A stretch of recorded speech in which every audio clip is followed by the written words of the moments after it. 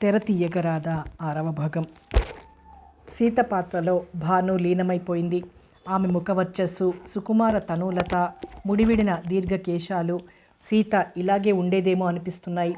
ఆ వినీల విశాల నేత్రాల్లో నీలాలై పూసిన కన్నీళ్లు బుగ్గల మీద ఆడిముత్యాలై జారిపోతున్నాయి. రావణ సంహారం జరిగింది. సీత రాముని కడకు గొనిరాబడినది. అయితే రాముడు సీతను స్వీకరించేందుకు నిరాకరించాడు. రావణ సాన్నిధ్యంలో కొన్నాళ్లున్న సీత శీల పరీక్షలో నెగ్గి అగ్ని పునీత అయితే తప్ప స్వీకరించలేనన్నాడు. ఆశ్చర్యం. సీత పాత్రలోని భాను దుఃఖంతో కుమిలిపోలేదు, కన్నీళ్లు కార్చలేదు. రాముని విజయంతో ఆమె కళ్ళల్లో ఊరిన ఆనంద బాష్పాలు కూడా ఆమె కళ్ళల్లో జ్వలించిన నిప్పు కణాల వేడికి ఆవిరైపోయాయి. భాను తన లక్కపెడతలాంటి చిన్ని నోరు విప్పి పిడుగులాంటి డైలాగ్ చెప్పింది. రామా, నీ అనుమానం సవ్యమైనదే అయితే భార్యాభర్తలు అనిన సర్వ విషయములందునూ సములు. అనుమానం అనున్నది నీ ఒక్కడి సొత్తు కాదు. శీలం అనున్నది భార్యకు మాత్రమే అన్వయించినది కాదు. నీ ధర్మపత్నిగా కొన్ని మాసములు నాకు దూరంగా మసిలిన నీ వేళ శీల పరీక్షకు కొనిరాబడవు. నీ శీల పరీక్షను నేనుయును కోరుట సమంజసమే కదా. రాముణ్ణి పాత్రలోని నేను, మిగిలిన పాత్రల్లోని పాత్రధారులు కూడా దిమ్మెరపోయాం. ప్రాంప్టర్ వెంకటేష్, అమ్మా భానుతల్లి, డైలాగ్ అది కాదు కంగారుగా అంటూ అసలు డైలాగ్ గొంతుకతో గుర్తు చేస్తున్నాడు. భాను ప్రాంప్టర్ వైపు నిర్లక్ష్యంగా ఓ చూపు విసిరి, ఆర్యపుత్ర, నా ప్రశ్న విని మూగవైతివా? నీ పాదుకలు పాలిస్తున్న ఈ రామరాజ్యంలో స్త్రీకొక నీతి, పురుషుడికొక నీతియా? నా పాతివ్రత్యం మీద నీకు విశ్వాసం లేకున్నా నాకు మాత్రం నీ యందు విశ్వాసం ఉండవలేనని కోరుట పాడియనా? లోకోపవాదు నుండి నిన్ను నీవు రక్షించుకొనుటకే అయినా, నువ్వు రాజువే అయినా ఒక స్త్రీని ఇంతటి పరాభవంకి గురిచేయు హక్కు నీకేమున్నది అంది. అవిద్యావంతులైన ప్రేక్షకులు తాము పరమ పవిత్రుడు, భగవంతుడు అని నమ్ముతున్న రాముని సీత పాత్రని భాను అయినా ఇలా పురాణానికి విరుద్ధంగా నిలదీసి అడగటం సహించలేకపోయారు. స్టేజి మీదకి తల రుమాళ్ళు, కండువాలు, చెప్పులు వచ్చి పడ్డం ప్రారంభించాయి. కేకలు, అరుపులు మిన్నుముట్టాయి. స్టేజి మీద సహనటులు కాళ్ళు వణుకుతుండగా తెర వెనక్కి పరుగులు తీశారు. అంతా చిద్విలాసంగా చూస్తూ నిలబడ్డ భానుని బలవంతంగా వెనక్కి లాక్కు వెళ్లేసరికి నా తల ప్రాణం తోకకొచ్చింది. ఆర్గనైజర్ వైకుంఠం స్టేజ్ మీదకి వెళ్లే ధైర్యం లేక తెర వెనక నుంచే మైక్లో అరిచాడు. ప్రేక్షక మహాశైలారా, శాంతించండి. ఇందులో మా పొరపాటేమీ లేదు. సీతవేషం వేసిన అమ్మాయికి ఈ మధ్య ఒంట్లో బాగాలేదు. అప్పుడప్పుడు ఇలా కొంచెం హిస్టరిక్గా పలవరిస్తూ ఉంటుంది. దయచేసి ఈ తప్పిదాన్ని మన్నించి శాంతం వహించండి. ఆ అమ్మాయికి ఇప్పుడే మందిచ్చాం, కుదుట పడింది. దయచేసి మీరు 2 నిమిషాలు నిశ్శబ్దంగా కూర్చుంటే మిగిలిన కొద్ది నాటకం మీ ముందు ప్రదర్శిస్తాం. ఆర్గనైజర్ వైకుంఠం సమయస్ఫూర్తిగా చెప్పిన మాటలు ప్రేక్షకుల మీద బాగానే పనిచేసినట్లున్నాయి. ఆరోగ్యం బాగాలేదన్నది వాళ్లలో సానుభూతిని కలిగించింది.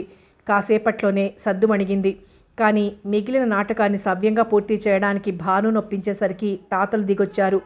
ఆ రోజు ఎలాగో నాటకం ముగించి రాత్రికి రాత్రే వ్యాన్లో తిరుగు ప్రయాణమయ్యాం. ట్రూప్లోని అందరూ భానుని తలో మాట అనటం ప్రారంభించారు. వాళ్ళ అక్కసు సమంజసమైందే కాబట్టి నేను కల్పించుకునే అవకాశం లేకపోయింది. భాను తలతిక్కగా సమాధానమిచ్చింది. హిస్టరిక్గా అన్న మాట ఉపయోగించినందుకు క్షమాపణ కోరాలని డిమాండ్ చేసింది. నువ్విలా డైలాగ్ చెప్పాలనుకున్న విషయాన్ని ముందుగానే మాతో చెప్పాల్సింది అన్నాను. చెప్పానుగా, కొత్త ప్రయోగం చేయబోతున్నానని అంది నిర్లక్ష్యంగా తలెగరేస్తూ. కొత్త ప్రయోగం అంటే ఏదైనా మంచి బిట్ ఎగ్జిబిట్ చేస్తామనుకున్నాం, కానీ ఇలా కొంపలు ముంచుతామనుకోలేదు అక్కసుగా అన్నాడు వైకుంఠం. స్క్రిప్ట్లోనూ డైరెక్షన్లోనూ లేని బిట్సు సందర్భోచితంగా అప్పుడప్పుడు ఎగ్జిబిట్ చేయడం భానుకు అలవాటు. అవన్నీ ప్రశంసాపాత్రం అయ్యాయి కూడా. ఇది మంచి బిట్ కాదని ఎవరన్నారు? ప్రజలకి అప్పుడప్పుడు ఇలాంటివి అలవాటు చేయాలి, ఆలోచించడానికి అవకాశం ఇవ్వాలి అంది భాను. అవునవును, మనం కూడా చెప్పులు మోసుకు వెళ్లేందుకు గోను సంచులు తెచ్చుకునే అలవాటు చేసుకోవాలి అన్నాడు ప్రాంప్టర్ వెంకటేష్. వాళ్ళు అలా అంటూ ఉంటే నాకు బాధగా అనిపించింది. అయినా డైలాగ్ ఎందుకలా చెప్పావు భాను? ఏమాత్రం సంబంధం లేకుండా చెప్పక సీతను అస్తమానం ఏడ్పించే హక్కు ఆ రాముడికి ఏముంది? ఆ తలతిక్క రాముడి కోసం కాదు. జనకరాజు పుత్రి, దశరథుని కోడలు, కాబోయే పట్టమహిషి నారచీరలు ధరించి అడవుల పాలైంది. ఆ 10 తాలకాయల స్పెసిమెన్ని వరించేదైతే రాజభోగాలు అనుభవిస్తూ అయోధ్యలోనే ఉండిపోదు కస్సుమంది. తను చాలా ఆవేశంలో ఉంది. నేను మరి మాట్లాడించే ప్రయత్నం చెయ్యలేదు. వైకుంఠం మాత్రం ఊరు చేరేదాకా సణుగుతూనే ఉన్నాడు. అది సహజమే. ఎందుకంటే చావు తప్పి కన్నులొట్టపోయినవాడు. ఆ తర్వాత ఒంటరిగా ఉన్నప్పుడు భానుతో అన్నాను, నీ అభిప్రాయాల్ని వెల్లడించే విధానం ఇది కాదు భాను. దానికోసం మనం వేరుగా నాటకం రాసుకోవాల్సి ఉంటుంది, వేరుగా నటించాల్సి ఉంటుంది.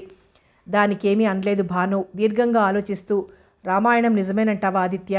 నిజమే అయితే రాముడు ఘోరమైన నేరం చేశాడు. ఈనాడైనా అతన్ని విచారించి న్యాయస్థానాలు శిక్ష వేయవచ్చు. ఒక స్త్రీని, అందున ఒక మహాపతివ్రతను పట్టుకొని శీల పరీక్ష కోరటం, ఎవడో వెధవ అన్నమాటను పట్టుకొని నిండు గర్భవతి అయిన ఇల్లాలిని అడవులకి పంపటం ఎంత అన్యాయం అంది. న్యాయాలు ధర్మాలు దేశకాల పరిస్థితులను బట్టి మారుతూ ఉంటాయి భాను. ఆ కాలాన్ని బట్టి రాముడు చాలా న్యాయమే చేసి ఉండొచ్చు, చాలా స్వార్థరహితంగా త్యాగం చేసి ఉండవచ్చు. అంతగా ప్రేమించిన ధర్మపత్నిని,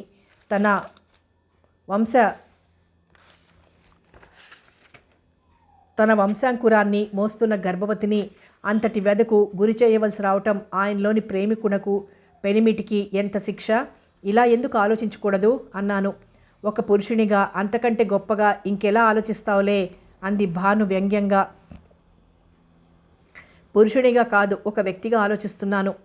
నీ వాదన తప్పని కూడా నేననటం లేదు. అంతటి మహనీయుడు గౌతమ బుద్ధుని కూడా భార్య యశోద నిద్రలో ఉండగా నిర్దాక్షిణ్యంగా వదిలి వెళ్ళిన కాఠిన్యమూర్తిగా కొందరు నిందిస్తూనే ఉన్నారు. కానీ దాన్ని కాఠిన్యంగా కాకుండా కరుణగా, త్యాగంగా ఎందుకు అర్థం చేసుకోకూడదు? ఒక వ్యక్తికి తన సుఖం ముందు, తన స్వార్థం ముందు సృష్టి మొత్తం అల్పంగానే కనిపిస్తుంది. అలాంటి సుఖాన్ని, స్వార్థాన్ని వదులుకోగలిగిన వ్యక్తి మాన్యతను, విశాల దృక్పథాన్ని గ్రహించకుండా కేవలం ఒక వ్యక్తికి జరిగిన అన్యాయాన్ని మాత్రమే వేలెత్తి చూపటం సమంజసమా? మానవ కళ్యాణానికి న్యాయ సంరక్షణ, ధర్మ సంరక్షణ ముఖ్యం.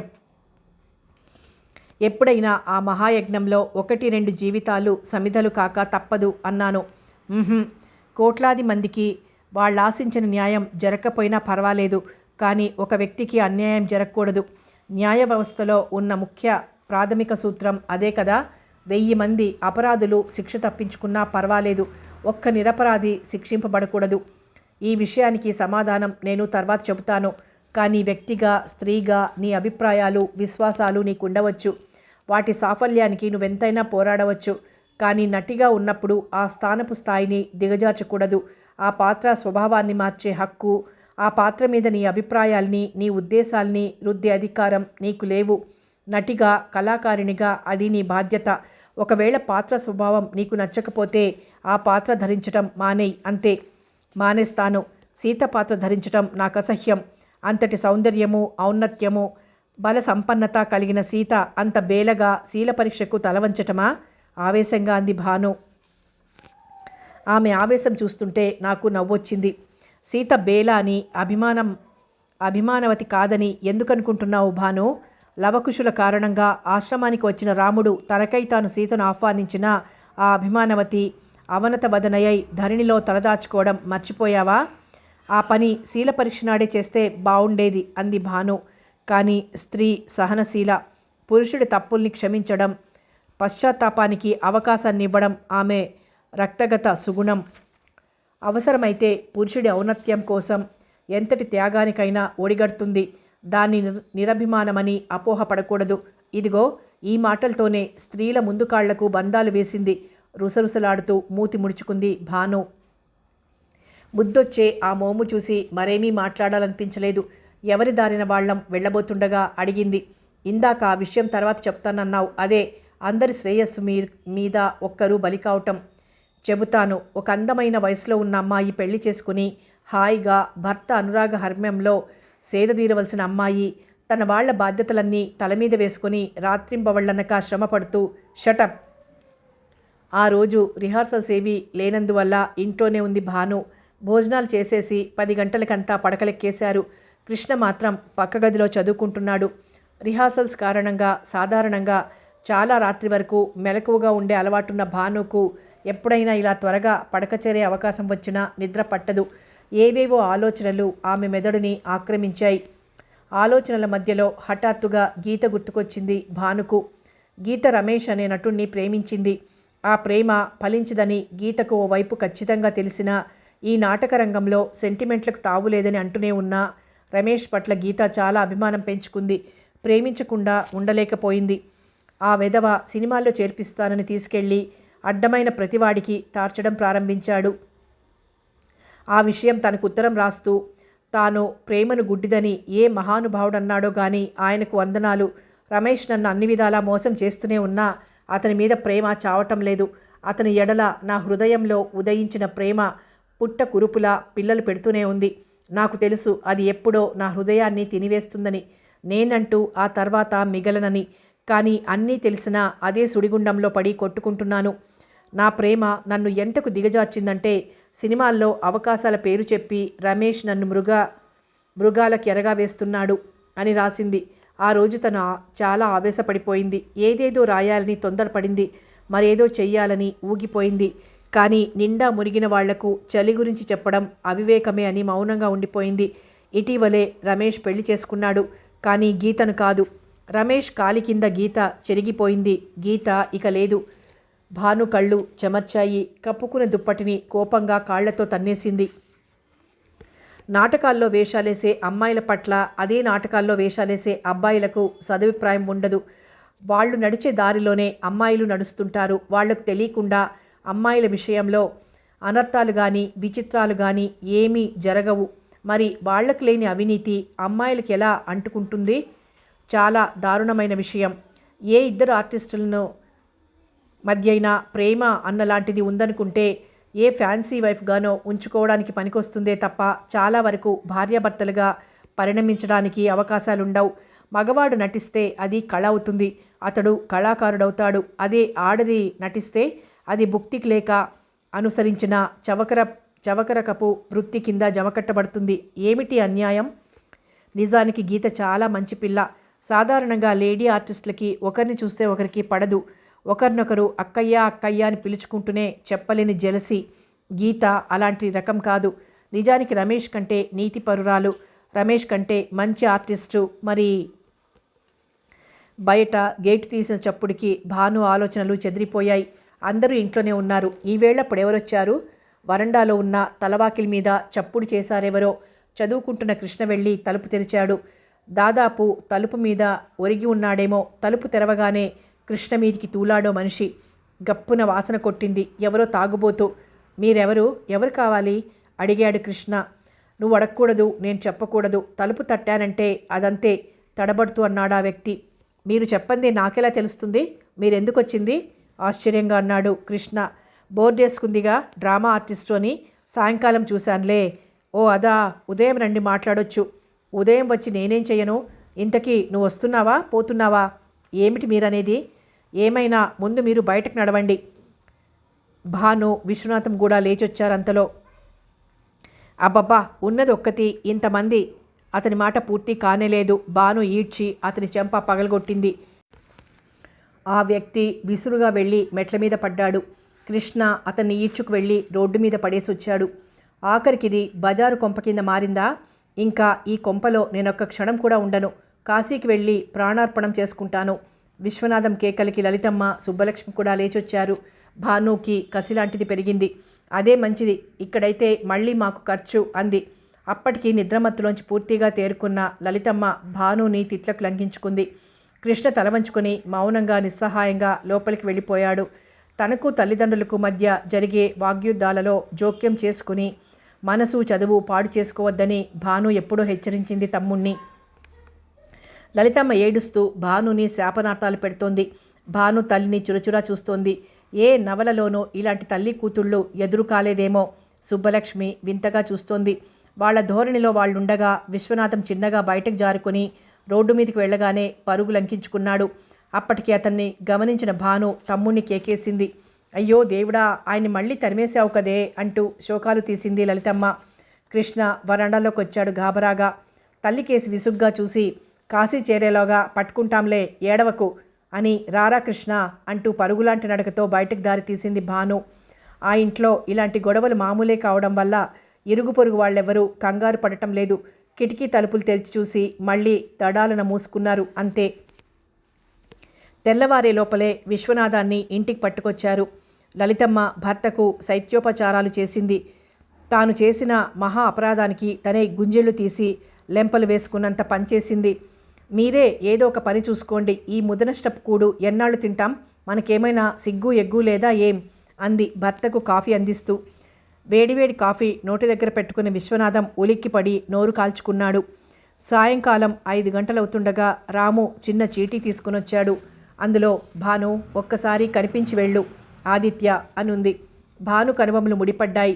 అతనలా ఎందుకు రాశాడో గ్రహించడానికి ఎక్కువసేపు పట్టలేదు భానుకు. ఒక్క క్షణం ఆలోచించి కాగితం కలం తీసుకుని ఇలా రాసి పంపింది. ఆదిత్య, అర్ధరాత్రి మా ఇంటికి ఒక వ్యక్తి వచ్చిన మాట నిజమే. మా నాన్న మేము రోడ్ల మీద అంటే సుమనే ఆట ఆడింది నిజమే. ఇక నాకు 6 గంటల వరకు భారతిలో రిహార్సల్స్ ఉన్నందువల్ల నిన్ను కలవలేను, క్షమించు భాను. భాను రాసిన చీటీ చూసి నాకు మతిపోయినంత పనైంది. ఆ చీటీ నిజాన్ని నమ్మలేని వాళ్ళని చూసి నిజాయితీకి కలిగిన అసహ్యమో, నిజాన్ని నిర్భయంగా ఒప్పుకుంటున్న ధీరత్వమో అర్థం కాలేదు. భాను మీద అప్పుడప్పుడు ఇలాంటి అస్తవ్యస్తపు అపవాదులు పుట్టించే నా సాటి కళాకారుల మీద కుత్తుక దాకా కోపం వచ్చింది. ఇక భాను తనకు తానై నా దగ్గరకు రాదని నాకు తెలుసు. నేనై వెళ్లే ఔదార్యము నాకు లేదు. నాలో పూర్తి కాఠిన్యమో పూర్తి సున్నితత్వమో పెట్టని దేవుడి మీద కూడా నాకు కోపం వచ్చింది. వారం రోజులు గడిచింది. ఆ రోజు ఉదయం పేపర్లో ఓ వార్త చూశాను. ఈ మధ్య వ్యభిచారులు కొందరు పోలీసుల కళ్ళు గప్పడానికి బయట డ్రామా ఆర్టిస్టులమనే బోర్డు తగిలించుకొని లోపల వ్యాపారం కొనసాగిస్తున్నారు. ఇందువల్ల నిజమైన ఆర్టిస్టులు ఇబ్బందుల పాలవుతున్నారు. ఇక మీద సంగీత నాటక అకాడమీచే గుర్తించబడిన ఆర్టిస్టులు మాత్రమే అలా బోర్డులు తగిలించుకోవాలని నిర్ణయమైనది. ఆర్టిస్టులు నాటక సమాజాల ద్వారా తమ పేర్లు నమోదు చేసుకోవాల్సి ఉంటుంది. బస్టాప్కు ఆ ఊరికి మధ్య మైలున్నర దూరం ఉంది. బస్సు దిగి ఆ ఊరి సర్పంచ్ పంపిన ఎద్దుల బండిలో అందరం సర్దుకున్నాం. సీత అగ్నిప్రవేశం నాటకం నాటి సంఘటన ఫీల్డ్లో అందరికీ తెలిసిపోయింది. ఎవరికి వారు ఆ నాటకంలో సీత పాత్రకు భానును బుక్ చేసుకోకూడదని అనుకున్నారట. వాళ్లకు తెలియదు బుక్ చేసిన భాను అంగీకరించదని. సీత అగ్నిప్రవేశం తర్వాత పల్లెటూరికి ప్రదర్శనకు రావటం ఇదే ప్రథమం. రాఘవ దగ్గర నుండి అందరూ భానుకు చెప్తూనే ఉన్నారు. భాను ఊకొడుతూ ఉంది ఓపిగ్గా. అమ్మడు, నీ సొంత కవిత్వం ఉపయోగించి మా పరువు తీయకు. పరువు పోతే పోయింది. పల్లెటూరి గబ్బిలాయిలు వాళ్లకు కోపం వచ్చిందంటే ఊరి పొలిమేరలు దాటనివ్వరు అన్నాడు రాఘవ. అలాగే అంది భాను. పాత్ర స్వభావానికి మేకప్కి చాలా సంబంధం ఉంది. తగిన మేకప్ లేకుండా నీ ఇష్టం వచ్చిన డైలాగులు వదలకు అన్నాడు మేకప్ మ్యాన్ నిరంజన్. సరే సరే అంది భాను. భానుతో ఎవరు ఎలా మాట్లాడినా నేను కల్పించుకోకూడదు. అది భాను కోరిక, అంతకంటే ఆజ్ఞ. ఆ ఫీల్డే అలాంటిది. నువ్వు రోషపడాల్సిందేమీ లేదు. నన్ను బాధించే మాటల్ని నేనే ఎదుర్కొంటాను. ఇది భాను వాదన. మా చనువును వృత్తిపరమైన చనువుగానే భావిస్తున్నారందరూ. మా మధ్య ఉన్న పరస్పర ప్రేమను చూచాయిగా గ్రహించినా ఆ ప్రేమలో పవిత్రత ఉందని, దాని గమ్యం పరిణయమని ఎవరూ అనుకోవటం లేదు. నేను భాను విషయంలో అతిగా జోక్యం చేసుకుని లేనిపోని అనుమానాలకు తావివ్వడం కూడా నాకిష్టం లేదు. వీళ్ళెవరో ఏదో చేస్తారని కాదు. ముందుగా భాను గ్రీన్ సిగ్నల్ ఇవ్వాలి. తర్వాత మా వాళ్ళ అంగీకారం పొందాలి. ఇదే సమస్య. చాలా జటిలమైనది. భాను సౌందర్యము, తెలివితేటలు, కళాభిజ్ఞత వాళ్ల కంటికి ఆనేవి కావు. ఆస్తి, అంతస్తు, అభిజాత్యం ఇవి భానుకు లేవు. వాళ్ల మనసు మెత్తబరచనిది, అయిష్టంగానైనా అంగీకారం పొందనిది. ఇతరుల ద్వారా వాళ్లకు భాను విషయం తెలియటం నాకిష్టం లేదు. ముఖ్యంగా ప్రమాదం. బండి ఊళ్ళోకొచ్చింది. పిల్లలు బండి వెంట పడ్డారు. పోలోమని. అసలే నాటకాల వాళ్ళంటే ఆసక్తి. పైగా లేడీ ఆర్టిస్ట్ ఉంది. ఇప్పుడిప్పుడే పట్నం వాసనలు పులుముకుంటున్న గ్రామ యువకులు వచ్చిరాని పోజులతో బండిలోకి తొంగి చూస్తున్నారు. గ్రామ సర్పంచ్ ఏర్పాటు చేసిన చావిట్లోని బసకు బండి నడిచింది. ఊళ్ళోని 35 మంది నాటకాల్లోళ్లను చూసి వెళ్తూనే ఉన్నారు. ఇదంతా మామూలే. ఈ గొడవలోనే సర్పంచ్ పంపిన ఛాయ్ తాగాము. లేసు బనీన్లు అవి కనిపించేలా గ్లాస్కో లాల్చీలు, మెళ్ళో బంగారు గొలుసులు, వేళ్లకి 4 ఉంగరాలు, నీడలో కూడా నల్ల కళ్ళద్దాలు ధరించిన ఊళ్ళోని మోతుబరుల కొడుకులు. వాళ్ల చేతుల్లో సిగరెట్ ప్యాకెట్లతో చావిట్లోనే బైఠాయించారు. భానుకి తేళ్లు జరులు పాకినట్లుగా ఉంది. అయినా తప్పదు. ఇదంతా మామూలే. పల్లెటూళ్లలో సాధారణంగా స్టేజీల్లాంటివి లభ్యం కావు. ప్రదర్శకులే స్టేజి కూడా ఏర్పాటు చేసుకోవాల్సి ఉంటుంది. ఉత్సాహం కొద్దీ గ్రామస్తులు కూడా చెయ్యి కలపడం జరుగుతూ ఉంటుంది. రామవరంలో కూడా స్టేజి లాంటి ఎత్తైన వేదిక లభ్యం కాలేదు. సర్పంచ్ సహాయంతో స్కూలు నుండి బెంచీలు తెప్పించి వరుసగా పేర్చి వాని మీద జంపకానం పరిచి చుట్టూ తెరలు కట్టి స్టేజీ తయారు చేసుకున్నాం. స్టేజి అలంకరణ పూర్తి చేసి మేము మేకప్ చేసుకోవడానికి స్టేజ్ వెనుక గ్రీన్ రూమ్గా అరేంజ్ చేసుకున్న చిన్న పాకలోకి వెళ్ళాం. మేకప్ మ్యాన్ నిరంజన్ భానుకి కనుబొమ్మలు దిద్దుతున్నాడు. భాను ముఖం చీదరగా ఉంది. మేకప్ మ్యాన్ ముఖంలో వెటకారం, విజయగర్వం తాండవమాడుతున్నాయి. మేకప్ పాడు చేసి దెబ్బతీయాలని చూస్తున్నావేమో. నేను మేకప్ లేకుండానే నటించగలను.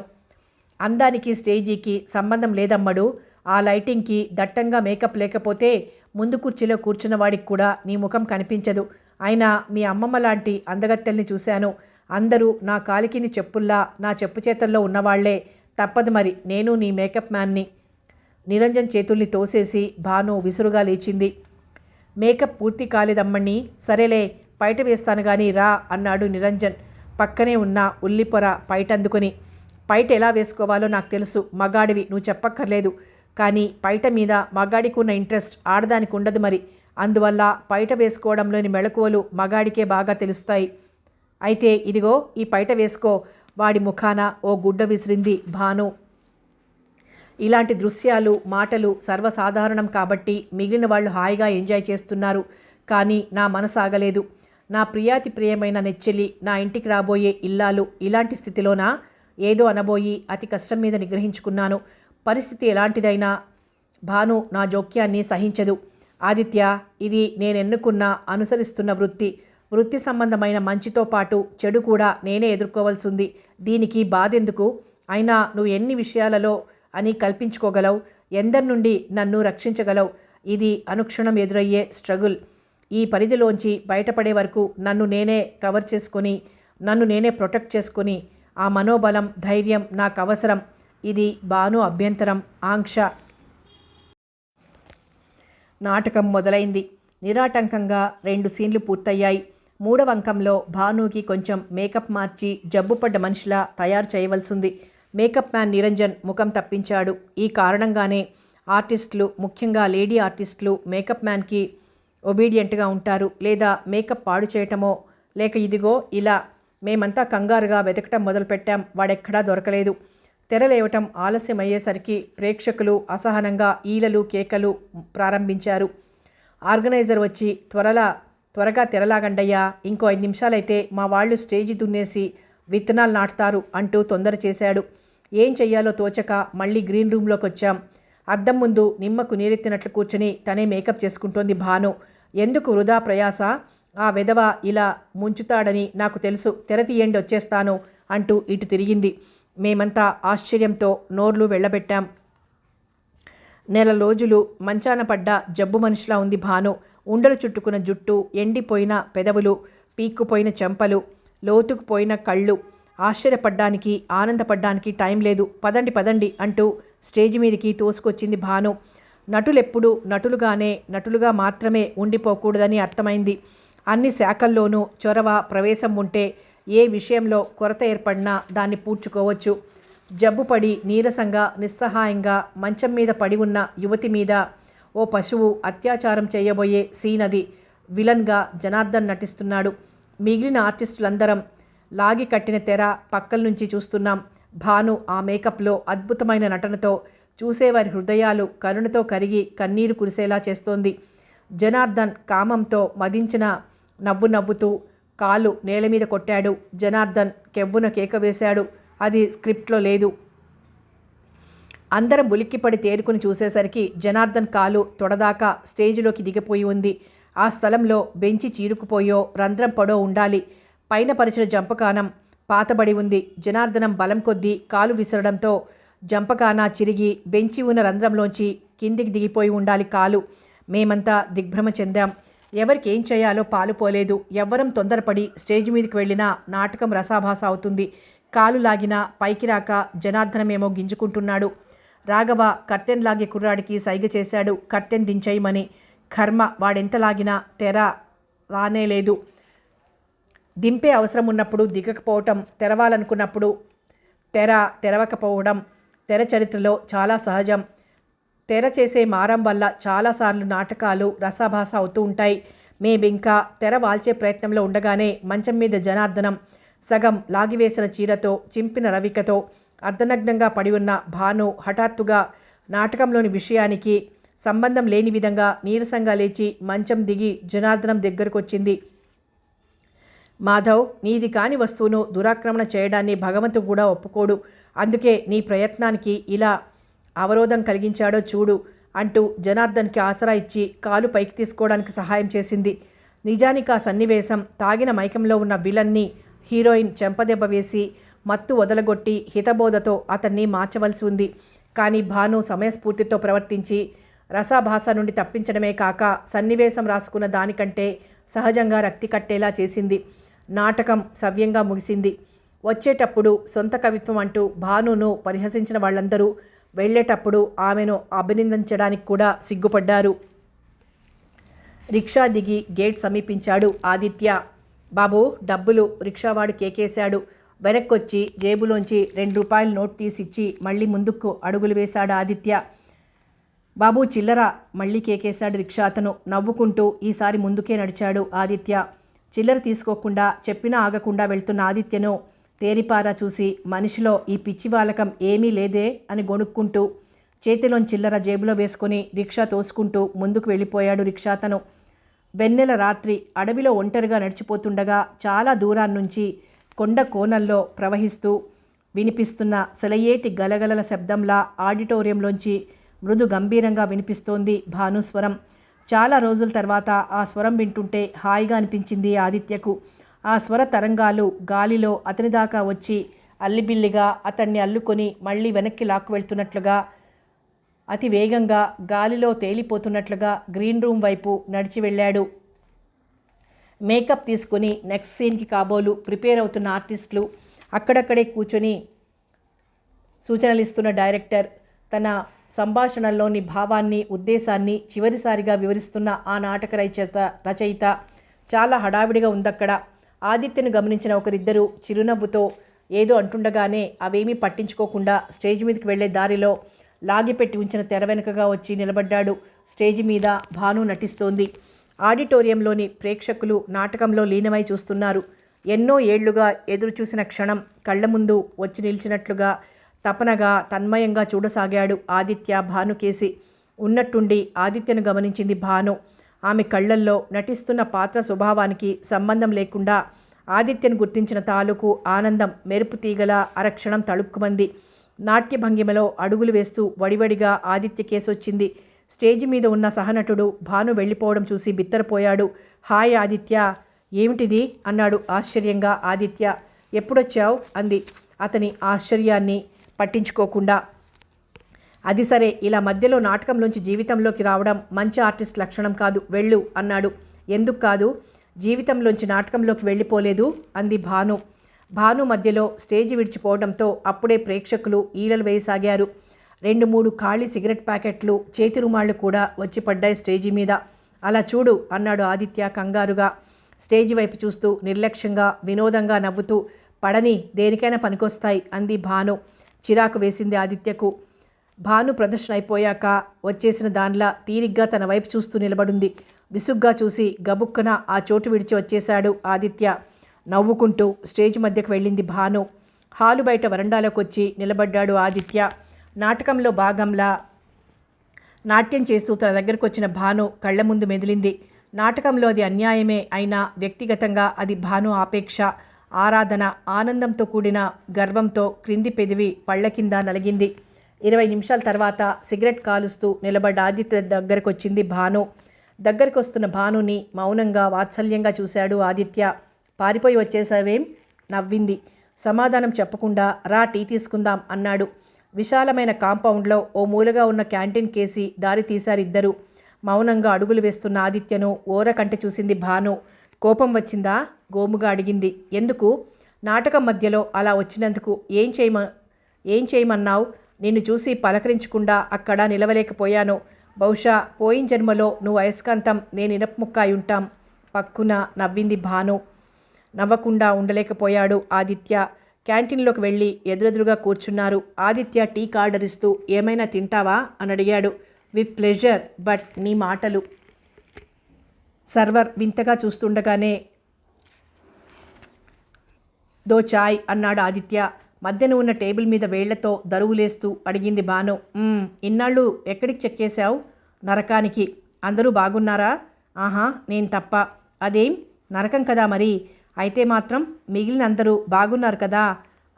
అందరికీ గుండెలున్నాయి. నీ గుండెకేమైంది? నా దగ్గర లేదు. కోతి మొసలి కథలోని చెట్టు మీద ఉండిపోయిందా? పక్కున నవ్వింది భాను. నీ నవ్వుల జలతారు చిక్కుముళ్ల మధ్య మనసులోని మాట బయటకు రాకముందే టీ వచ్చింది. టీ తాగాక ఆదిత్య ముందున్న సిగరెట్ పెట్టెలోంచి ఓ సిగరెట్ తీసి వెలిగించుకుంది భాను. ఈ అలవాటు మానమని నీకు 1,00,000 సార్లు చెప్పాను, మందలింపుగా అన్నాడు ఆదిత్య. ఎందుకు మానాలి? నేనేమీ విస్కీ తాగటం లేదు, కనీసం బీడీ తాగటం లేదు, బీర్ కూడా తాగటం లేదు. ఆఫ్టర్ ఆల్ సిగరెట్, అది నిద్ర మేల్కోవటానికి. ఆ మేల్కోవటం నాలోని కళ్ళను నిద్రలేపటానికి, ఆ లేవటం ఆకలిని నిద్రపుచ్చటానికి. ముఖం పైకెత్తి నోట్లోని సిగరెట్ పొగతో మేఘాలు సృష్టిస్తోంది భాను. క్యాంటీన్లో రద్దీ ఎక్కువైంది. అందరూ భాను వేళ్ల మధ్య పొగలు కక్కుతున్న సిగరెట్ని చూస్తున్నారు. మొగ్గల గుత్తిలాంటి వెండి పొత్తులో గుచ్చిన అగరవత్తి వెలువరిస్తున్న ధూపంలా అనిపించి తన మీద తనే విసుక్కున్నాడు. Let me go to hell with her cigarette beauty అనుకున్నాడు. నిట్టూర్చి లేచాడు ఆదిత్య. Come on let's go. బద్ధకంగా లేచి అనుసరించింది భాను. నువ్వు మరోలా అనుకున్నా నాకు బాధ లేదు, కానీ స్త్రీకి కర్కశత్వాన్ని నేను మెచ్చను. నిజమే, స్త్రీ సున్నితంగా లలితంగా ఉంటేనే బాగుంటుంది, కానీ స్త్రీలోని ఆ లాలిత్యాన్ని బ్రతకనిస్తున్నారా? ఉన్నదాన్ని చంపేవాళ్ళెవరు? స్త్రీలు శిల్పంలా, సంగీతంలా, అమృతపు తరగల్లా. శిల్పం ఎక్కడి నుంచి వచ్చింది? కఠిన శిల నుండి, అది కర్కసపు చెక్కుల నుండి. జీవితం నవవసంతమే కాదు ఆదిత్య, గ్రీష్మము శిశిరం కూడా. కంట్లో కన్నీళ్లే లేకపోతే కళ్ళక మెరుపే లేదు, హృదయానికి ఆ బాధే లేకపోతే మార్దవమే లేదు. ఇక అమృతం. భాను, నేను నవ్వింది భాను. ఉపన్యాసం ఇస్తానని భయపడుతున్నావా? పద. క్యాంటీన్కి దూరంగా వచ్చి ఇసుకలో కూర్చున్నారు. వెన్నెల నదిలో పడిపోయిన వెండి బంతిలా ఆకాశంలో దొర్లుతున్నాడు చంద్రుడు. జాబిలి పువ్వు రాల్చిన వెన్నెల పుప్పొడి అంటుకొని వెండి రజనులా తెల్లగా మెరిసిపోతోంది మెత్తటి ఇసుక. సిగరెట్ పీక విసిరివేసి చేతులు ఇసుకలో ఆంచుకొని కాళ్ళు ముందుకు చాపి కూర్చుంది భాను. కోమలమైన మెడచాపి ముఖం పైకెత్తి చంద్రుడిని చూస్తోంది. చలువరాతి మెట్లలాంటి మెడ మడతల మీద నుంచి వెన్నెల జాలువారి గుండెల మీద గూడు కట్టి సుళ్ళు తిరుగుతోంది. వెన్నెల్లో వీనస్లా ఉన్నావు భాను. భాను నవ్వింది, గట్టిగా నవ్వింది. జలపాతంలా ఆ నవ్వు ఎత్తుపల్లాల కొండల మీద నుంచి క్రిందికి దుమికి ఆమె కాలి అందల్ని కదిలించింది. ఆ సవ్వడి, ఆ మంజులమైన సవ్వడి, అందల గలగలలో, నవ్వుల కిలకిలలో గుర్తించలేకపోయాడు ఆదిత్య. ఆ నవ్వు మనోహరంగా, మనోజ్ఞంగా ఉన్నా అడిగాడు ఆదిత్య, ఎందుకా నవ్వు? నీ మాటలకి.